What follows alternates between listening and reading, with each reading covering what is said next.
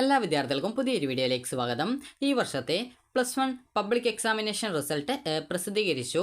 അപ്പോൾ വിദ്യാർത്ഥികൾ നിങ്ങളുടെ റിസൾട്ട് പരിശോധിച്ചിട്ടുണ്ടാവുമെന്ന് പ്രതീക്ഷിക്കുന്നു. പരിശോധിച്ചിട്ടില്ലെങ്കിൽ വിദ്യാർത്ഥികൾക്ക് results.hsc.kerala.gov.in/results/ എന്നുള്ള പേജ് ഓപ്പൺ ചെയ്ത ശേഷം വിദ്യാർത്ഥികൾക്ക് ഇവിടെ HSC first year March examinations എന്നുള്ള ലിങ്ക് കൊടുത്തിട്ടുണ്ട്. അതുപോലെ തന്നെ VHSC NSQF first year March examination result ലിങ്കും കൊടുത്തിട്ടുണ്ട്. അപ്പോൾ നിങ്ങൾ ചെയ്യേണ്ട പ്രധാനപ്പെട്ട കാര്യം, നിങ്ങൾ HSC ആണോ VHSC ആണോ ഏതാണ്, അതിനനുസരിച്ച് അതിന് നേരെയുള്ള ചെക്ക് റിസൾട്ട് ലിങ്ക് ക്ലിക്ക് ചെയ്ത് നിങ്ങളുടെ റിസൾട്ട് പരിശോധിക്കുക.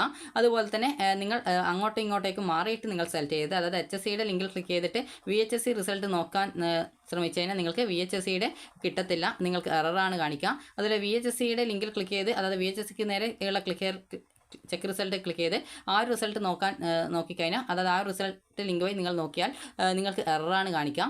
അതുകൊണ്ട് തന്നെ നിങ്ങൾ കൃത്യമായിട്ട് HSC വിഭാഗം വിദ്യാർത്ഥികൾ അതിന് നേരെയുള്ള റിസൾട്ട് ലിങ്ക് ഉപയോഗിച്ചും VHSCക്ക് നേരെയുള്ള VHSC വിഭാഗക്കാർ VHSC റിസൾട്ടിന് നേരെയുള്ള ആ ലിങ്കിൽ ചെക്ക് റിസൾട്ട് ക്ലിക്ക് ചെയ്തുകൊണ്ടും റിസൾട്ട് കൃത്യമായിട്ട് പരിശോധിക്കുക. അങ്ങോട്ടും ഇങ്ങോട്ടും മാറിപ്പോയാൽ റിസൾട്ട് കിട്ടത്തില്ല. അപ്പോൾ ആ ഒരു കാര്യം നിങ്ങൾ പ്രത്യേകം ശ്രദ്ധിക്കാം. അപ്പോൾ ഈ ഒരു വീഡിയോയിൽ പ്രധാനമായിട്ടും പറയുന്നത് വിദ്യാർത്ഥികൾ ചോദിച്ച പ്രധാനപ്പെട്ട സംശയമായിരുന്നു. ഞാനിപ്പോൾ 1, 2, 3, 4, 5, 6 സബ്ജക്റ്റ് ഞാൻ പരീക്ഷയിൽ എനിക്ക് 18, 24 മാർക്ക് കിട്ടിയിട്ടില്ല. അപ്പോൾ അങ്ങനെയാണെങ്കിൽ ഞാൻ എന്താണ് ചെയ്യുക എന്നുള്ളത് പല വിദ്യാർത്ഥികളും ചോദിക്കുന്ന പ്രധാനപ്പെട്ട സംശയമാണ്. അപ്പോൾ നിങ്ങളുടെ റിസൾട്ട് നോക്കുന്ന സമയത്ത് നിങ്ങൾ ശ്രദ്ധിക്കേണ്ടത്, അതിൽ കൃത്യമായിട്ട് ഇതേപോലെ ഓരോ വിഷയങ്ങൾക്ക് നേരെ കൊടുത്തിട്ടുണ്ടാകും. അതായത് സബ്ജക്റ്റിൻ്റെ പേര്, അതുപോലെ തന്നെ ആ ഒരു സബ്ജക്റ്റിൻ്റെ CE മാർക്ക് എത്രയാണ് കൊടുത്തിട്ടുണ്ട്, അതുപോലെ തന്നെ അതിന് നിങ്ങൾക്ക് കിട്ടിയിട്ടുണ്ടായിരുന്ന CE മാർക്ക് എത്രയാണ് കൊടുത്തിട്ടുണ്ട്, അതുപോലെ തന്നെ മാക്സിമം CE മാർക്ക് 20 ആണ്. അപ്പോൾ അത് 20-ലാണെങ്കിൽ 20 കൊടുത്തിട്ടുണ്ട്. അതുപോലെ തന്നെ അടുത്തത് നിങ്ങളുടെ TE മാർക്ക് കൊടുത്തിട്ടുണ്ട്. TE മാർക്ക് നിങ്ങൾക്ക് എത്രയാണ് കിട്ടിയതെന്ന് കൊടുത്തിട്ടുണ്ട്. അതിൻ്റെ മാക്സിമം 80-ലാണോ അല്ലെങ്കിൽ 60-ലാണോ എന്നുള്ളത്, 60-ലാണെങ്കിൽ 60 എന്നും 80-ലാണെങ്കിൽ 80 എന്നും കൊടുത്തിട്ടുണ്ട്. അതുപോലെ തന്നെ നിങ്ങൾക്ക് വല്ല ഗ്രേസ് മാർക്കോ മറ്റോ ഉണ്ടെങ്കിൽ ആ ഒരു ഗ്രേസ് മാർക്ക് എത്രയാണ് നിങ്ങൾക്ക് കിട്ടിയതെന്ന് കൊടുത്തിട്ടുണ്ട്. അതുപോലെ തന്നെ ടോട്ടലായിട്ട് കിട്ടിയിട്ടുള്ള മാർക്ക് എത്രയാണ് നിങ്ങൾക്ക് പരീക്ഷയിൽ ടോട്ടലായിട്ട് CE mark, TE mark, grace mark ഉൾപ്പെടെ എത്ര കിട്ടിയിട്ടുണ്ട്, മാക്സിമം മാർക്ക് എത്രയാണ് നിങ്ങളുടെ CE മാർക്കും TE മാർക്ക് ഉൾപ്പെടെയുള്ള മാക്സിമം എത്രയാണ് മാർക്ക് എന്നതും കൃത്യമായിട്ട് തന്നെ കൊടുത്തിട്ടുണ്ട്. അപ്പോൾ ഇത് നിങ്ങൾ നോക്കിയ ശേഷം നിങ്ങൾ ശ്രദ്ധിക്കേണ്ട പ്രധാനപ്പെട്ട കാര്യം എന്ന് പറയുന്നത്, ഇവിടെ സബ്ജക്റ്റിൻ്റെ മാക്സിമം നിങ്ങൾ ജയിച്ചിട്ടുണ്ടോ ഇല്ലയോ എന്ന് നോക്കുന്നത് ഒന്ന് നിങ്ങളുടെ ഒരു TE മാർക്കും ഗ്രേസ് മാർക്കും കൂട്ടിയിട്ടാണ്. എല്ലാവർക്കും ഗ്രേസ് മാർക്ക് ഉണ്ടാവില്ല, അതിനാൽ തന്നെ TE മാർക്ക് നമുക്ക് നോക്കാം. അപ്പോൾ ഈ ഒരു TE മാർക്ക് നിങ്ങൾ നോക്കിയിട്ട് നിങ്ങൾക്ക് ജയിച്ചിട്ടുണ്ടോ ഇല്ലയോ എന്ന് എങ്ങനെ മനസ്സിലാക്കാൻ നോക്കാം. അപ്പോൾ നിങ്ങളുടെ ഓരോ സബ്ജക്റ്റിന് നേരെയും ഇതേപോലെ TE മാർക്ക് കൊടുത്തിട്ടുണ്ടാവും. അതുപോലെ തന്നെ നിങ്ങൾക്ക് എത്രയാണ് കിട്ടിയിട്ടുള്ളത് എന്ന് കൊടുത്തിട്ടുണ്ടാവും. സബ്ജക്റ്റ് 80-ലാണോ 60-ലാണോ എന്ന് കൊടുത്തിട്ടുണ്ടാവും. അതുപോലെ തന്നെ വിദ്യാർത്ഥികൾ ഈ ഒരു കാര്യം കൃത്യമായിട്ട് നോക്കിക്കഴിഞ്ഞാൽ നിങ്ങൾക്ക് കൃത്യമായിട്ട് നിങ്ങൾ ജയിച്ചിട്ടുണ്ടോ അല്ലെങ്കിൽ ആ ഒരു വിഷയത്തിൽ നിങ്ങൾക്ക് ജയിക്കാൻ ആവശ്യമായിട്ടുള്ള മിനിമം മാർക്ക് കിട്ടിയിട്ടില്ലേ എന്നുള്ളത് നിങ്ങൾക്ക് മനസ്സിലാക്കാവുന്നതാണ്. അപ്പോൾ അതെങ്ങനെയാണ് മനസ്സിലാക്കേണ്ടതെന്ന് ചോദിച്ചാൽ, നിങ്ങളുടെ സബ്ജക്റ്റ് 60-ലാണോ 80-ലാണോ എന്നുള്ളത് ആദ്യം നിങ്ങൾ മനസ്സിലാക്കുക. അത് വളരെ സിമ്പിളാണ്. നിങ്ങളുടെ റിസൾട്ടിൻ്റെ ഓരോ വിഷയത്തിന് നേരെയും ഇതേപോലെ TE മാർക്ക് എന്ന് കൊടുത്തിട്ടുണ്ടാവും. അതുപോലെ അതിന് നിങ്ങൾക്ക് കിട്ടിയ മാർക്ക് എത്രയാണ് കൊടുത്തിട്ടുണ്ടാവും. അതുപോലെ തന്നെ സബ്ജക്റ്റിൻ്റെ ടോട്ടൽ 80 ആണെങ്കിൽ 80 എന്ന് കൊടുത്തിട്ടുണ്ടാവും. അപ്പോൾ ഈ രീതിയിൽ അത് 80 ആണോ എന്ന് നോക്കാം. അതുപോലെ തന്നെ 60 മാർക്ക് സബ്ജക്റ്റ് ആണെങ്കിൽ അതേ രീതിയിൽ തന്നെ കൃത്യമായിട്ട് TE മാർക്കിൻ്റെ നേരെ മാക്സിമം മാർക്ക് എന്നുള്ള അവിടെ 60 എന്ന് കൊടുത്തിട്ടുണ്ടാവും. അപ്പോൾ നിങ്ങൾ ഈ ഒരു കാര്യം കൃത്യമായി നോക്കിയാൽ 60-ലാണോ 80-ലാണോ ആ ഒരു സബ്ജക്റ്റിൻ്റെ മാർക്ക് എന്ന് മനസ്സിലാക്കാൻ പറ്റുന്നതാണ്. ഇനി നിങ്ങൾക്ക് 80 മാർക്കിലെ വിഷയമാണെങ്കിൽ നിങ്ങൾക്ക് അവിടെ 24 മാർക്ക് നിങ്ങൾക്ക് കിട്ടിയിട്ടുണ്ടോ എന്ന് നോക്കുക. അതുപോലെ തന്നെ 60 മാർക്ക് വിഷയമാണെങ്കിൽ അവിടെ നിങ്ങൾക്ക് 18 മാർക്ക് നിങ്ങൾക്ക് കിട്ടിയിട്ടുണ്ടെന്ന് നോക്കുക. അപ്പോൾ ഈ ഒരു മാർക്കോ ഇതിന് മുകളിലോട്ടോ മാർക്ക് കിട്ടിയിട്ടുണ്ടെങ്കിലേ നിങ്ങൾ ജയിക്കുള്ളൂ. ഇതിനേക്കാൾ കുറഞ്ഞ മാർക്കാണെങ്കിൽ നിങ്ങളവിടെ ആ ഒരു വിഷയം തോറ്റിട്ടുണ്ട്. അതായത് നിങ്ങൾക്ക് 80 മാർക്ക് വിഷയത്തിൽ 24-ഉം അതുപോലെ 60 മാർക്ക് വിഷയത്തിൽ 18 മാർക്കും നിങ്ങൾക്ക് കിട്ടിയിട്ടില്ല എങ്കിൽ ആ ഒരു വിഷയം നിങ്ങൾ തോറ്റതായിട്ട് നിങ്ങൾക്ക് മനസ്സിലാക്കാവുന്നതാണ്. ഇനി വിദ്യാർത്ഥികൾ ശ്രദ്ധിക്കേണ്ട പ്രധാനപ്പെട്ട കാര്യം, ഈ ഒരു 24 അല്ലെങ്കിൽ 18 കിട്ടിയിട്ടില്ലെങ്കിൽ എന്ത് ചെയ്യുമെന്നുള്ളതാണ്. കാരണം പല വിദ്യാർത്ഥികളും ചോദിക്കുന്ന പ്രധാനപ്പെട്ട കാര്യമാണ്, എനിക്കിപ്പോൾ 5 വിഷയത്തിന് എനിക്ക് ഇങ്ങനെ ജയിക്കാൻ പറ്റിയിട്ടില്ല, അതായത് 18, 24 കിട്ടിയിട്ടില്ല, അപ്പോൾ ഞാൻ എന്ത് ചെയ്യുമെന്നുള്ളത്. അപ്പോൾ നിങ്ങൾക്ക് 2 കാര്യങ്ങൾ ചെയ്യാൻ പറ്റും.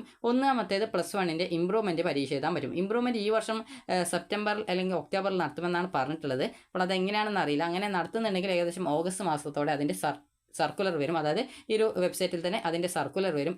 എപ്പോഴാണ് നടത്തുന്നത്, സെപ്റ്റംബറിലാണോ അല്ലെങ്കിൽ ഒക്ടോബറിലാണോ പരീക്ഷ എപ്പോഴാണ് നടത്തുന്നതെന്ന് സംബന്ധിച്ചുള്ള സർക്കുലർ ഈ ഒരു ഓഗസ്റ്റ് മാസത്തോടെ വരുന്നതാണ്.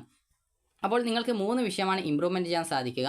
അപ്പോൾ നിങ്ങൾക്കൊരു ഡൗട്ട് ഉണ്ടാകും, 3 വിഷയത്തിൽ കൂടുതൽ സബ്ജക്റ്റ് തോറ്റവർ എന്ത് ചെയ്യും എന്നുള്ളത്. അപ്പോൾ നിങ്ങൾ ശ്രദ്ധിക്കേണ്ട ഇത്ര മാത്രമേ ഉള്ളൂ, 3 സബ്ജക്റ്റ് നിങ്ങൾക്ക് ഇമ്പ്രൂവ്മെൻറ്റ് ചെയ്യാനുള്ള സൗകര്യമുണ്ട്. എന്നാൽ നിങ്ങൾ ആബ്സെൻ്റ് ആയി പോയിട്ടുണ്ടായിരുന്ന വിദ്യാർത്ഥികളുണ്ടാകും. അതായത് +1ൻ്റെ പരീക്ഷയിൽ എന്തെങ്കിലും കാരണവശാൽ പരീക്ഷ എഴുതാൻ പറ്റാത്ത വിദ്യാർത്ഥികളുണ്ടാകും. അങ്ങനെയുള്ള വിദ്യാർത്ഥികൾക്ക് 3 വിഷയം ഇമ്പ്രൂവ്മെൻറ്റ് എഴുതുന്നതിൻ്റെ കൂടെ നിങ്ങൾ എത്ര വിഷയമാണോ ആബ്സെൻ്റ് ആയത്, അതായത് എത്ര വിഷയം ആബ്സെൻ്റ് ആയിട്ടുണ്ടോ അത്രയും വിഷയം നിങ്ങൾക്ക് ഈ ഒരു സേ ആയിട്ടും എഴുതാം. ഇപ്പോൾ 6 വിഷയം +1ൻ്റെ പരീക്ഷ എഴുതാൻ പറ്റാത്ത ഒരു വിദ്യാർത്ഥിയാണെങ്കിൽ 6 വിഷയത്തിൽ 3 വിഷയം ഇമ്പ്രൂവ്മെൻറ്റ് ഇമ്പ്രൂവ്മെൻറ്റും 3 വിഷയം സേ ആയിട്ടും ആ ഒരു വിദ്യാർത്ഥിക്ക് എഴുതാം. അങ്ങനെ ടോട്ടലായിട്ട് 6 വിഷയം ഈ +1ൻ്റെ ഇമ്പ്രൂവ്മെൻറ്റ് പരീക്ഷയിൽ എഴുതാനായിട്ട് സാധിക്കുന്നതാണ്. ഇനി വിദ്യാർത്ഥികൾ ചോദിച്ച പ്രധാനപ്പെട്ട സംശയം, വിദ്യാർത്ഥികൾ 6 വിഷയത്തിൻ്റെ പരീക്ഷയും നിങ്ങൾ അറ്റൻഡ് ചെയ്തിട്ടുണ്ട്, അതായത് 6 സബ്ജക്റ്റിൻ്റെ എക്സാമും അറ്റൻഡ് ചെയ്തിട്ടുണ്ട്. അപ്പോൾ അങ്ങനെയാണെങ്കിൽ അങ്ങനെയുള്ള ഒരു വിദ്യാർത്ഥി 3-ൽ കൂടുതൽ സബ്ജക്റ്റ് തോറ്റാൽ എന്ത് ചെയ്യും എന്നുള്ളത്. അപ്പോൾ നിങ്ങൾ 3-ൽ കൂടുതൽ സബ്ജക്റ്റ് തോറ്റിട്ടുണ്ടെങ്കിൽ നിങ്ങൾ 3 വിഷയം എന്ത് ചെയ്യണം, +1ൻ്റെ ഇമ്പ്രൂവ്മെൻറ്റ് പരീക്ഷ എഴുതണം.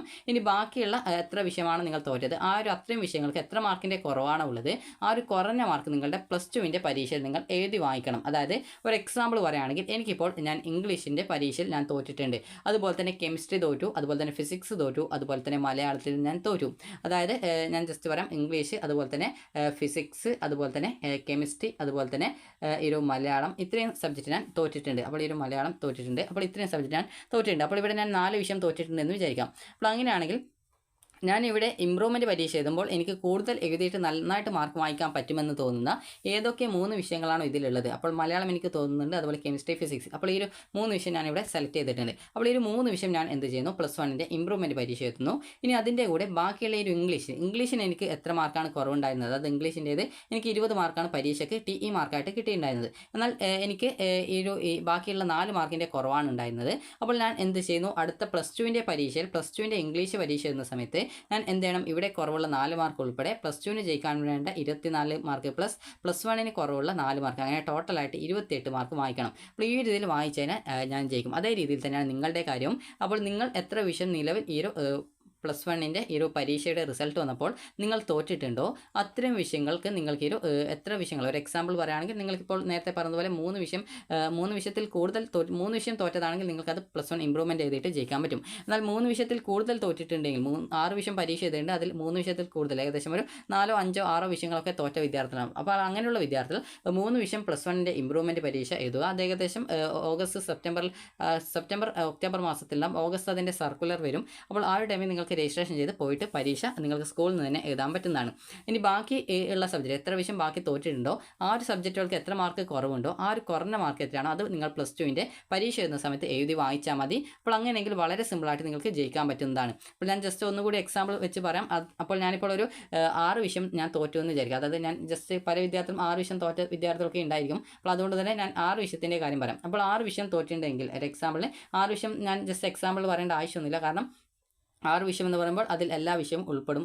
അതുകൊണ്ട് തന്നെ ഞാനിപ്പോൾ ഒരു എക്സാമ്പിളിൽ ഞാനിപ്പോൾ ഫിസിക്സ്, അതുപോലെ തന്നെ കെമിസ്ട്രി, അതുപോലെ തന്നെ ഈ ഒരു ബയോളജി എന്നീ സബ്ജക്റ്റാണ് ഞാനിപ്പോൾ ഇവിടെ ഈ ഒരു +1ൻ്റെ ഇമ്പ്രൂവ്മെൻറ്റ് പരീക്ഷ എഴുതാനായിട്ട് വിചാരിക്കുന്നത്. ബാക്കി സബ്ജക്റ്റിനൊക്കെ ഞാൻ അടുത്ത +2ൻ്റെ പരീക്ഷയിൽ ഞാൻ അതിൻ്റെ കൂടെ കുറവുള്ള മാർക്ക് വാങ്ങിക്കാനാണ് ഉദ്ദേശിക്കുന്നത്. അപ്പോൾ ഈ ഒരു ഫിസിക്സ്, കെമിസ്ട്രി, ബയോളജിയാണ് എഴുതുന്നത് എന്നുള്ളതുകൊണ്ട് തന്നെ ഞാൻ 60 മാർക്ക് വിഷയം തന്നെയാണ് എഴുതുന്നത് എന്നുള്ളതുകൊണ്ട് ഞാൻ എന്ത് ചെയ്യണം, പരീക്ഷ എഴുതുന്ന സമയത്ത് എനിക്ക് 18 മാർക്ക് +1ൻ്റെ ഇമ്പ്രൂവ്മെൻറ്റ് പരീക്ഷയിൽ ഓരോ വിഷയത്തിനും 18 മാർക്കോ അതിന് മുകളിലോട്ടോ മാർക്ക് വാങ്ങാനായിട്ട് നോക്കണം. അങ്ങനെ വാങ്ങിയിട്ട് ഞാൻ ജയിക്കാനായിട്ട് നോക്കണം. അപ്പോൾ അങ്ങനെയെങ്കിൽ എനിക്ക് ജയിക്കാൻ പറ്റും. ഇനി ബാക്കിയുള്ള സബ്ജക്റ്റ് ഫിസിക്സും കെമിസ്ട്രിയും ബയോളജിയുടെയും കാര്യം പറഞ്ഞു. അപ്പോൾ എന്നാൽ ബാക്കിയുള്ള മാത്തമാറ്റിക്സ് ഉണ്ട്, അതുപോലെ തന്നെ ഇംഗ്ലീഷ് ഉണ്ട്, അതുപോലെ തന്നെ അടുത്തതായിട്ട് അതായത് ഒരു മാത്തമാറ്റിക്സ് ഉണ്ട്, അതുപോലെ തന്നെ ഇംഗ്ലീഷ് ഉണ്ട്,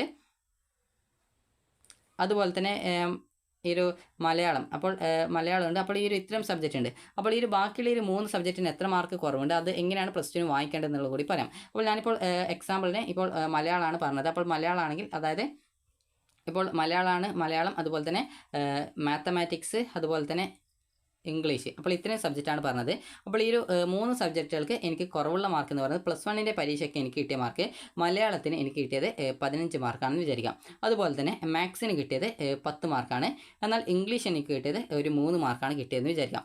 അപ്പോൾ ഞാൻ അടുത്തതായിട്ട് +2ൻ്റെ പരീക്ഷ മാർച്ചിൽ എഴുതുന്ന സമയത്ത് നിങ്ങൾക്കറിയാം മലയാളത്തിന് ജയിക്കാൻ 24 വേണം, അതുപോലെ മാത്സിന് ജയിക്കാൻ 60 മാർക്ക് വിഷയമായതുകൊണ്ട് 18 മതി. അപ്പോൾ 18, അതുപോലെ തന്നെ ഇംഗ്ലീഷ് ആയതുകൊണ്ട് 24 തന്നെ വേണം. അപ്പോൾ എനിക്ക് ഇവിടെ കുറവുള്ള മാർക്ക് ഇതിൻ്റെ കൂടെ എക്സ്ട്രാ എത്ര വായിക്കണം എന്ന് ചോദിച്ചാൽ 24 പ്ലസ് ഇവിടെ മലയാളത്തിന് 24 വേണം ജയിക്കാൻ, എന്നാൽ എനിക്ക് 15 മാർക്കേ കിട്ടിയിട്ടുള്ളൂ. അപ്പോൾ ബാക്കി ഞാൻ 9 മാർക്ക് വായിക്കണം. 9 മാർക്ക് എന്ന് പറയുന്നത് നിങ്ങൾക്കറിയാം ഏകദേശം, അതായത് ഒരു 24ഉം 9ഉം എന്ന് പറയുമ്പോൾ ഏകദേശം 33 മാർക്ക് ഞാൻ +2ൻ്റെ പരീക്ഷയിൽ മലയാളത്തിന് വായിക്കണം.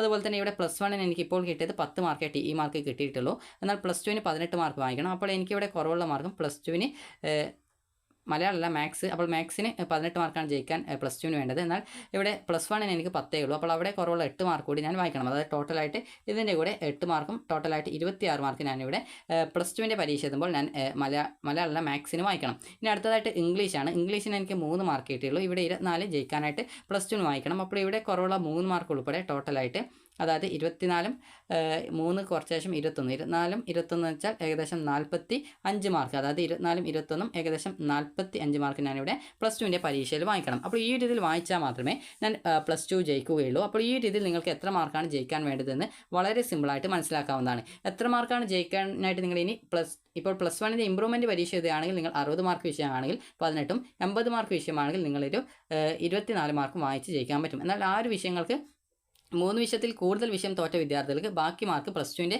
പരീക്ഷയിൽ വായിക്കേണ്ടതായിട്ട് വരും. അത് വളരെ സിമ്പിളായിട്ട് നിങ്ങൾക്ക് മനസ്സിലാക്കാം. 60 മാർക്ക് വിഷയം നിങ്ങൾക്കറിയാം 2 വർഷം കൂടി ജയിക്കാൻ 36 വേണ്ടത്.